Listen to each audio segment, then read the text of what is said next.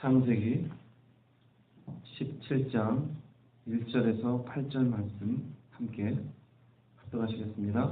아브라함이 99세 때 여호와께서 아브라함에게 나타나사 그에게 이르시되 나는 전능한 하나님이라 너는 내 앞에서 행하여 완전하라. 내가 내 언약을 나와 너 사이에 두어 너를 크게 번성하게 하리라 하시니 아브라함이 엎드렸더니 하나님이 또 그에게 말씀하여 이르시되 보라 내 언약이 너와 함께 있으니 너는 여러 민족의 아버지가 될지라. 이제 후로는 내 이름을 아브라함이라 하지 아니하고 아브라함이라 하리니 이는 내가 너를 여러 민족의 아버지가 되게 함이니라. 내가 너로 심히 번성하게 하리니 내가 네게서 민족들이 나게 하며 왕들이 네게로부터 나오리라. 내가 내 언약을 나와 너 및 내 대대 후손 사이에 세워서 영원한 언약을 삼고 너와 내 후손의 하나님이 되리라. 내가 너와 내 후손에게 네가 거류하는 이 땅 곧 가나안 온 땅을 주어 영원한 기업이 되게 하고 나는 그들의 하나님이 되리라. 아멘. 지난주에 이어서 창세기 17장 1절에서 8절 하나님이 다시 아브라함에게 나타나셔서 언약을 주시고 그 후손에게 약속해 주시는 말씀을 봅니다. 아브라함이 99세 때, 85세 때 네 몸에서 날 자가 네 후손이 되리라 라고 하는 그 말씀을 받은 이후에 14년이 지나서 여호와께서 아브라함에게 나타나십니다. 그리고 그에게 처음 하시는 말씀이 이르시되 나는 전능한 하나님이라 너는 내 앞에서 행하여 완전하라 그럽니다. 먼저 이 말씀을 보면은 하나님 당신이 누구인지를 먼저 선포하시고 그리고 난 뒤에 아브라함 너는 어떻게 살으라 라면서 요구하시는 것을 볼 수가 있습니다. 먼저 하나님은 당신을 전능한 하나님이다라고 선포합니다. 전능한 하나님이라는 것은 나는 무엇이든지 할 수 있는 하나님이다라는 것입니다. 우리가 흔히 기도할 때 전능하신 하나님, 전지하신 하나님 그렇게 얘기합니다. 이 전능은 바로 빛이 있으라 명령하심에 빛이 있게 하셨던 하나님, 하늘을 만드시고 땅을 만드시고 그 가운데 식물을 만드시고 동물을 만드신 하나님, 하늘의 별과 달을 만드신 하나님, 우주를 만드신 하나님, 신약으로 연결을 짓자면은 물 위를 걸으신 하나님, 죽은 자를 살리신 하나님, 이 모든 역사를 다시 한번 새롭게 편성하실 하나님, 오직 그분만이 하실 수 있는 능력이지요. 그런데 14년 만에 하나님이 아브라함에게 나타나셔서 나는 전능한 하나님이다라고 굳이 이 말을 하신 이유가 어디에 있을까요? 굳이 이 말을 하신 이유가 아브라함의 마음 가운데 하나님이 하실 수 있다라는 믿음이 어느 순간 무너지기 시작한 것을 의미합니다. 하나님이 아브라함에게 주신 약속, 네 몸에서 날 자가 네 후손이 되리라.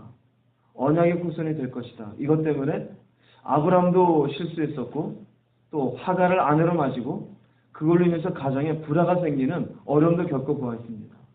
근데 그때 이후로도 시간이 한참 10년이 넘게 지나갔어요. 몸은 점점 노쇠해져 가고 있습니다. 생산할 능력은 누구보다 본인이 더 잘 알겠지요. 그런 가운데 점점점 마음에 들어온 것은 이제는 글렀다. 이제는 자녀 가지기는 다 틀렸다. 아내도 이제는 80이 넘어서 도대체 무슨 아이를 가질 것이고 나도 이제 99세가 되어가지고 무슨 자녀를 볼 것이고 아브라함의 마음속에 어떤 마음을 품고 있는지를 하나님이 어떻게 해요? 다 보고 있었어요. 그래서 하나님이 아브라함에게 나타나셔서 먼저 주신 것은 나는 전능한 하나님이다. 네가 어떠한 생각을 가지고 있는지 모르겠지만은 아브라함아 정신을 차려라. 다시 한번 믿음을 가져라. 아브라함의 어느 순간 놓고 있었던 믿음에 대해서 하나님이 다시 한번 일깨워 주시는 말씀이 되어집니다. 어쩌면 우리에게도 해당되어지는 말씀이 되어져요. 이 시대를 살고 있고 하나님의 이름을 부르고 우리도 아브라함처럼 똑같은 약속은 아니지만 하나님이 우리에게 말씀을 통해서 주신 여러 가지 많은 약속의 말씀들 우리는 삶의 어려움을 통해서 아니면 어느 순간 반복되어지는 이런저런 삶의 문제로 인해서 점점점 우리의 믿음도 약화되어져 가고 있는 것을 볼 때가 있을 겁니다. 아니면 어쩌면 우리가 믿음 생활하면서 그 믿음의 결국인 영혼의 구원이라는 걸 생각할 때 이것조차 의심하고 살아가는 성도들이 많이 있어요. 과연 구원이라는 게 있을까? 아이러니하죠. 우리는 하나님을 믿는데 우리는 어쩌면은 보이지 않는 이 땅에 대해서 더 많은 그리움을 가지고 욕심을 가지고 무엇인가 성취할 것만 바라보고 구원에 대해서는 막상은 작게 생각하고 있을 때 전능한 하나님을 믿지 못하는 거예요. 진짜 부활이 있을까? 입으로는 부활을 이야기하지만 막상은 부활을 꿈꾸며 살아가는 것이 아니라 이 땅에서 더 많은 것들을 이루며 살기를 원하는 마음을 가지고 있다라면은 그것이 전능한 하나님을 의심하고 있는 모습이 아닐까 생각합니다. 아니면 우리의 삶에 대해서 아브라함처럼 내가 이루지 못하고 건너지 못하고 넘지 못할 어떤 문제 앞에 하나님이 그동안 1년간 잠잠하시고 3년간 잠잠하시고 아니 10년간 잠잠하시고 이제 글러먹었다. 이런 마음을 가질 수도 있겠지요.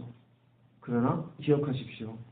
우리가 섬기는 하나님은 없는 것을 만드신 하나님이십니다. 죽은 사람을 살리신 하나님이십니다. 바다야 잠잠하라 했더니 바다가 잠잠케 되었던 하나님입니다. 그 하나님을 우리는 주님이라고 부르고 있습니다. 그 하나님이 우리를 바라보시면서 주무시고 계실까요? 눈을 감고 모른 척 하실까요? 성경은 그렇게 말하지 않습니다.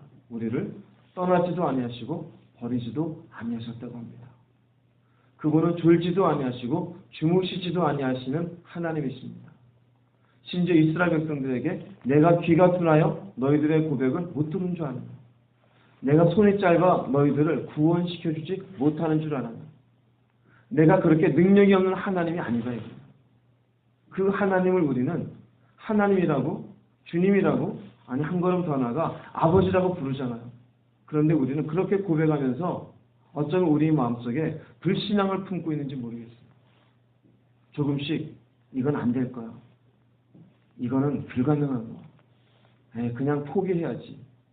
그러나 다시 한번 여러분 속에 하나님이 아브라함의 믿음 속에 꺼져 있던 하나님에 대한 믿음을 다시 한번 불태워 주시는 것처럼 여러분 속에 꺼진 불씨를 다시 한번 하나님의 은혜로 태울 수 있기를 주님의 이름으로 축복합니다.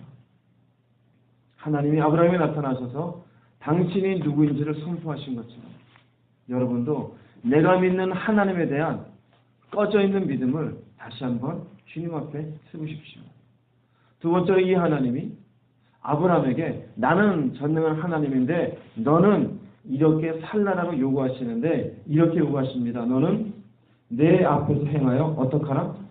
완전하라 그럽니다. 너는 내 앞에서 행하여 완전하라. 이 의미는 너는 내 앞에서 완전하게 살아라 이거예요. 굉장히 무거운 말씀이죠. 원어적인 의미는 이 완전하라는 의미가 히브리어는 타밈으로 되어져 있습니다. 타밈. 타밈이라는 용어는 너는 흠이 없이 살아라입니다. 너는 깨끗하게 살아라. 이 타밈이라는 용어는 성경 다른 곳에 레위기서에 많이 나옵니다. 하나님 앞에 제사를 드릴 때 흠 없는 양을 드리고 깨끗한 하나님 앞에 제물을 드릴 때 그 깨끗하다는 의미가 타밈이 되어져요. 즉 너는 내 앞에 깨끗하게 살아라. 너는 내 앞에 흠이 없이 살아라. 나는 완전한 하나님이다. 지난번 2주 전에 제가 거룩에 대해서 말씀을 드렸어요. 그 거룩이라는 것은 결국 우리가 깨끗해지는 것이고 조금 더 나가면 분별하는 것이고 원어적인 의미로는 우리가 어딘가로부터 나눈 것이라고 얘기 드렸습니다. 같은 의미입니다. 나는 전능한 하나님이 너는 분별하고 살아라. 무엇이 약한 것인지 무엇이 선한 것인지 무엇이 깨끗한 것인지 무엇이 더러운 것인지 너는 내 앞에 거룩하게 살아라. 너는 이제 나와 언약을 맺은 백성이니 바깥에 있는 사람들과 같이 살면 안 된다? 같이 살면 된다 안 된다? 안 된다. 우리도 마찬가지입니다. 하나님 앞에 무엇이 옳은 것인지 무엇이 맞는 것인지, 내가 말을 하더라도 이 말이 그분 앞에 올바른 언어인 것인지, 생각을 하더라도 이 생각이 맞는 생각인지, 선한 생각인지, 그분이 기뻐하시는 생각인지 그분 앞에 돌아볼 수 있어야 됩니다. 성경을 보면은 하나님은 거룩하시잖아요. 그 거룩하신 하나님은 언제든지 당신과 언약을 맺은 사람들에게 무엇을 요구하십니까? 거룩을 요구하시는 거예요. 내가 거룩하니 너도 거룩해라. 똑같은 의미예요. 내가 완전하고 내가 전능한 하나님이니 너는 거룩하게 살아라. 너는 정결하게 살아라. 흠없는 자가 되어라. 오늘날 우리에게도 마찬가지입니다. 더더군다나 우리는 예수의 피로 구원을 받았다고 얘기를 해요. 이 구원의 길을 향해서 가고 있어요. 예수 안에서 우리는 하나님과 언약을 맺은 백성이에요. 그러면 하나님은 동일하게 우리에게 너는 세상과 다르게 살아라 안 살아라? 살아라요. 세상과 다르게 살아라. 그런데 우리는 잊고 살아갑니다. 교회 안에 들어와서 자신의 어떤 하나님 안에서의 이득만 생각해요. 아, 내가 교회 안에 예수 믿게 되었으니까 이제는 천국 가겠지. 내가 기도했으니까 응답해 주시겠지. 아, 나는 그냥 세상과 달라. 요거는 좋아요. 그런데 교회 밖을 나가자마자 세상 사람과 다르게 생각하고 다르게 말하고 다르게 살아야 된다는 사실에 대해서는 잊어버리고 살아요. 세상 사람과 똑같이 하지 말아야 될 일들을 하고 살아가고, 쓰면 안 되는 언어들을 쓰고 살아가고, 꾸미면 안 되는 일들을 꾸미고 살아가고, 하면 안 되는 행동들을 하고 살아가요. 그리고 다시 교회에 와서 복주소서 그래요. 얼마나 우리가 이기적이고 얼마나 우리가 탐욕적인지가 보여지는 겁니다. 하나님은 아브라함에게 요구하셨던 것처럼 언약을 맺은, 그리고 당신의 사랑하는 자녀에게, 당신의 백성에게 동일하게 요구하십니다. 너는 나와 언약을 맺었으니 흠없는 자가 되어라. 깨끗한 자가 되어라. 좀 제발 세상과 다르게 나누면서 살아라. 좀 버릴 건 버리고 취할 것은 취하고, 할 말은 하고 하지 말 것은 하지 말고, 하나님 우리에게 요구하십니다. 성경을 보면은 하나님이 이스라엘 백성들을 애굽에서 이끌어내시기 위해서 모세를 지도자로 세우게 되죠. 80이 되어서 모세를 만날 때 모세가 양을 끌고 이렇게 가다가 하나님이 떨기나무 가운데 불꽃으로 계신 것을 보게 됩니다. 이게 무슨 일인가 싶어서 가까이 갔더니 하나님 모세에게 뭐라 합니까? 너가 선 곳은 거룩한 곳이니 너는 네 발에서 무엇을 벗어라? 신을 벗어라. 무엇을 의미할까요? 너가 선 곳은 나 때문에 거룩해져 있으니 너의 세상에서 살아던 방식으로는 이 앞에 살 수 없다는 것을 상징하는 것이에요. 그러니 너는 신을 벗어라. 그 신이 더럽다는 의미가 아니라 너가 이전에 살던 방식으로는 이스라엘 백성을 인도해 낼 수 없으니 너는 그 방식을 버리고 내가 너에게 주는 방식, 그게 뭘까요? 믿음의 방식이에요. 그 방식으로 살 것을 요구하는 것이 신을 벗으라입니다. 그리고 그것이 모세에게 거룩함을 요구하는 것이고, 모세가 그 순간 신을 벗는 것이 세상과 다르게 분리가 되어져 있는 것이고 정결케 그분 앞에 준비되어져 가는 것입니다. 여호수아가 모세의 뒤를 이어서 이스라엘 백성들을 인도해서 요단강을 건너서 가나안 땅 갑니다. 가나안 땅에 처음으로 싸우는 장소가 어디입니까? 여리고성이죠. 그 여리고성을 향해서 가게 될 때 하나님의 군대하고 여호수아가 만나게 되어져요. 그때의 모습을 한번 읽어보겠습니다. 여호수아서 5장 13절에서 15절입니다.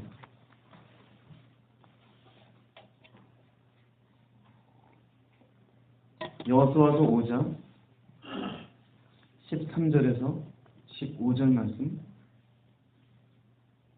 읽어보겠습니다. 여호수아가 여리고에 가까이 이르렀을 때 눈을 들어 본즉 한 사람이 칼을 빼어 손에 들고 마주서 있는지라. 여호수아가 나가서 그에게 묻되 너는 우리를 위하느냐 우리의 적들을 위하느냐 하니 그가 이르되 아니라 나는 여호와의 군대 대장으로 지금 왔느니라 하는지라. 여호수아가 얼굴을 땅에 대고 엎드려 절하고 그에게 이르되 내 주여 종에게 무슨 말씀을 하려 하시나이까. 여호와의 군대 대장이 여호수아에게 이르되 네 발에서 신을 벗으라. 네가 선 것은 거룩하니라 하니 여호수아가 그대로 행하니라. 아멘. 똑같죠? 여리고를 점령해서 가나안 땅을 이제 하나님의 약속 가운데 이스라엘 백성들이 거주하는 땅으로 만들기 위한 처음 작업이 무엇이었느냐? 그 지도자가 되어지는 여호수아에게 너는 신을 벗으라. 왜냐하면 그곳은 거룩하니까. 40년 동안 신었던 신발이 더러워서 그럴까요? 그런 게 아니죠. 믿음이 아닌 방식으로는 하나님의 언약을 성취할 수 없음을 설명합니다. 우리도 마찬가지입니다. 믿음으로는 고백을 하지만 믿음의 방식으로 살지 아니하면 하나님의 말씀은 우리에게 성취되지 않습니다. 여러분의 신을 벗기를 바랍니다. 여러분의 생활 방식을, 그 세상의 방식을 내려놓을 수 있기를 바랍니다. 새로운 믿음은 새로운 방식으로 살아갈 수 있어야 됩니다. 과거의 사람으로는 하나님의 일을 성취할 수가 없습니다. 새로운 생각과 새로운 하나님이 주시는 믿음의 마음을 가지고 살아갈 수 있어야 됩니다. 하나님이 우리에게 돈을 요구하십니까? 하나님이 우리에게 손을 내놓으라 그럽니까? 하나님이 우리에게 권력을 요구하십니까? 아니요, 그런 걸 요구하는 게 아니에요. 하나님은 단지 우리에게 기억하십시오. 새 사람이 되라라고 요구하십니다. 그것이 믿음을 성취해가는 믿음의 사람이 갖춰야 될 모습이에요. 아브라함에게 요구하셨고, 모세에게 요구하셨고, 그리고 여호수아에게도 요구하셨어요. 우리가 과연 하나님의 이런 말씀을 돌아볼 때 내가 믿음 생활은 30년 했고 50년 했지만 내가 새 사람으로 살고 있는 것인지 살펴보십시오. 내가 그렇게 새 사람으로 살지 아니하기 때문에 늘상 우리가 모순된 삶을 살아요. 모순된 삶이라는 것은 교회에 나와서는 믿음을 이야기하는데 세상에 나가서는 스스로도 모순돼요. 내가 과연 믿음 있는 사람이 맞을까? 하나님이 살아있다고 말은 했는데 막상 삶의 문제 앞에 진짜 하나님이 살아계시는 걸까? 이게 모순이에요. 세상 사람 사이에 살아가는 자기 스스로도 저 사람하고 나하고 차이가 뭐지? 별 차이를 못 느껴요. 이게 모순이에요. 왜 그러느냐? 자기 스스로가 신을 벗지 않고 있어요. 교인은 수십 년 다녔는데 자기 스스로가 새 사람이 되어 있지 않아요. 새 사람이 되어져 있으면 스스로가 알까요? 모를까요? 알아요. 나는 다르다. 어디하고? 가난한 사람들하고 나는 다르다. 모세도 얘기할 수 있어요. 나는 다르다. 이전의 내 모습과 나는 다르다. 아브라함도 얘기할 수 있어요. 나는 다르다. 이전의 나하고는 다르다. 아내를 누이라고 속이고 하나님 앞에 어리석은 이야기했던 것, 이제 나는 다르다. 정말 이 이후로 아브라함은 달라져요. 여러분은 어떻습니까? 다릅니까? 우리가 하나님 안에서 변화된 모습은 스스로가 발견해요. 거짓말이 많던 모습, 싸움이 많던 모습, 혈기가 많던 모습, 강하고 사납던 모습, 세상의 이익을 위해서 장깨를 많이 부리던 모습, 바뀌어지게 되어져 있어요. 하다못해 야곱도 알아요. 자기가 어떤 인생이었는지. 그래서 가정에 문제가 생겼을 때 이제는 그렇게 세상적인 자기 머리로 살지 아니하고 환덕뼈가 부러지고 하나님 앞에 이스라엘이 되고 난 뒤에 문제가 생기니까 이제는 자녀들을 데리고 베델로 올라가자. 뭐 하는지 아십니까? 이젠 기도하자. 사람이 바뀌어요. 근데 지금의 기독교인들을 보면은요, 구호는 화려해요. 겉모양은 대단한 거룩한 모습인 것 같아요. 막상 삶 속에는 별로 바뀐 게 없어요. 새 사람이 되어 있지 않은 것 같아요. 여러분의 내면을 볼 수 있기를 바랍니다. 하나님의 원하심은 한 가지. 새 사람이 되어라. 여러분 새 사람이 되십시오. 그저 교회만 많이 왔고 형식을 많이 취했다고 해서 그것으로 내가 하나님 앞에 바른 믿음의 사람이 된 것이 아닙니다. 이렇게 하나님이 아브라함에게 너는 내 앞에서 행하여 완전한 자가 되라. 새 사람이 될 것을 요구한 뒤에 새 사람이 되었으니 아브라함에게 뭐라고 말씀하시느냐? 너는 이제 아브라함이 아니다. 너는 이제 아브라함이다. 말씀 보겠습니다. 창세기 17장 3절에서 5절의 말씀이에요. 아브라함이 엎드렸더니 하나님이 그에게 말씀하 이르시되 보라 내 언약이 너와 함께 있으니 너는 여러 민족의 아버지가 될지라. 이제 후로는 내 이름을 아브라함이라 하지 아니하고 아브라함이라 하리니 이는 내가 너를 여러 민족의 아버지가 되게 함이니라. 우리가 알고 있는 대로 아브라함은 바뀌어서 아브라함이 됩니다. 아브라함이라는 의미는 아브라함 자체는 큰 아버지예요. 큰 아버지. 근데 아브라함은 많은 민족의 아버지가 되어져요. 아니 이름 바꾼 게 뭐 대단한가? 대단하게 되어진 것은 아브라함이 하나님 앞에 새 사람이 되는 것으로 이름 바뀐 것으로 하나의 상징이 되어져요. 우리가 창세기 17장 이전에서는 아브라함이 정말 어리석은 모습의 여러 가지 모습을 보게 되었죠. 그런데요, 이 후의 말씀들을 보면은요, 아브라함은 죽는 순간까지 다른 사람이 돼요. 우리가 흔히 보는 그 이삭을 바치는 모습, 소돔과 고모라를 향해서 이렇게 기도하며 중보하는 모습, 이 모든 모습이 이 이후에 있게 되어집니다. 이전에는 흠이 많았던 아브라함이지만 이후로는 정말로 믿음의 모습으로 살아가요. 자, 여러분에게 도전을 드립니다. 이름은 그대로인지 모르겠지만은 영적인 내면이 바뀌어져 있는 여러분 각자가 되기를 주의 이름으로 축복합니다. 그냥 겉에 있는 이름만 바꾼다고 해서 새롭게 되는 게 아니에요. 생각을 바꾸십시오. 살아가는 방식을 바꾸십시오. 믿음의 그릇을 바꾸십시오. 내가 이 땅에서 무엇이 목표이고 왜 사는지에 대한 의미들을 바꾸십시오. 그것이 하나님 앞에 살 사람이 되는 것이에요. 성경에 이름을 바꾼 몇몇 사람이 있어요. 대표적인 사람이 요한의 아들 시몬. 그러나 이제 너는 베드로가 되리라. 반석이 되리라. 정말로 베드로는 시몬과 같은 모습에서 반석과 같은 모습으로 바뀌어지게 되어져요. 또 우리가 알고 있는 바울 사도. 바울의 원래 이름이 무엇입니까? 사울이에요. 사울은 큰 자라는 의미입니다. 나중에 바뀌어 바울로 바뀌어요. 바울은 작은 자가 되어져요. 스스로 겸손의 자리로 내려와요. 그가 사울이었을 때는 사람을 죽이는 실수가 많았어요. 그러나 이후에는 사람을 살리는 일에 쓰임받았어요. 베드로가 그냥 시몬이었을 때에는 혈기대로 움직였어요. 그러나 베드로가 회개에 돌아오고 난 뒤에는 초대교회에 든든한 반석과 같은 역할을 다 하게 되었습니다. 이름만 바뀌었다고 다가 아니에요. 새 사람이 되어져요. 여러분이 그럴 수 있기를 바랍니다. 여러분이 하나님 앞에 제가 새 사람이 되기를 소망합니다. 하나님의 언약을 가진 믿음으로 이 언약의 성취를 바라볼 제가 되게 해 주시옵소서. 교리적으로만 머릿속에 무엇을 가지고 있는 것이 아니라 나는 하나님 앞에 무엇을 버렸고 어떤 생각들을 바꾸었고 내가 어디를 향해서 가는지, 그리고 이것이 내가 믿음 안에서 어떻게 해석이 되어지고 어떤 믿음을 가지고 하루하루를 버티며 살아가는 내가 되고 있는 것인지 돌아보십시오. 삶에는 끊임없이 고민이 있고 갈등이 있고 산더미 같은 어떤 문제들이 산재해 있어요. 그런 것들 앞에 나는 과연 이전과 다른 어떤 모습으로 해석을 하고 있으며 바라보고 있으며 버티고 있는 것인가? 나를 힘들게 하는 누군가를 만났을 때 나는 과연 어떤 언어들을 쓰고 있으며 어떤 믿음의 결단을 하고 있으며 내가 하나님 앞에 어떤 선한 의미들을 두고 살아가고 있는 것인가? 살펴보십시오.